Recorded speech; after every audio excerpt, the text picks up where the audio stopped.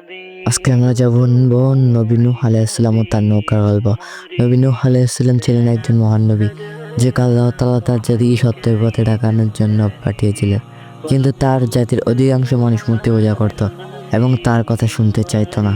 তিনি প্রায় 950 বছর ধরে ধৈর্যের সঙ্গে তাদের ইসলামের পথে আহ্বান করেন, কিন্তু অল্প সংখ্যক মানুষই তার কথায় বিশ্বাস স্থাপন করেছিল।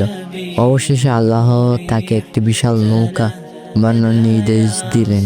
তিনি সেই নৌকা তৈরি করলেন এবং যারা তার উপর ঈমান এনেছিল তাদেরও কিছু নির্দোষ পশু পাখিকে সেখানে আশ্রয় দিলেন। এরপরে এক ভয়ঙ্কর বন্যা শুরু হলো, যা অবিশ্বাসীদের সকলকে গ্রাস করলো। যারা নূহ আলাইহিস সালামের নৌকা উঠেছিল তারা রক্ষা পেল, আর বাকিরা ডুবে গেল।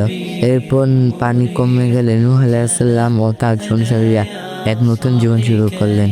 উপদেশের গল্প থেকে আমরা শিখতে পারি যে ধৈর্য ও বিশ্বাসের মাধ্যমে সত্যের পথে টিকে থাকতে হয় এবং আল্লাহর আদেশ মেনে চলাই আমাদের রক্ষা করতে পারে।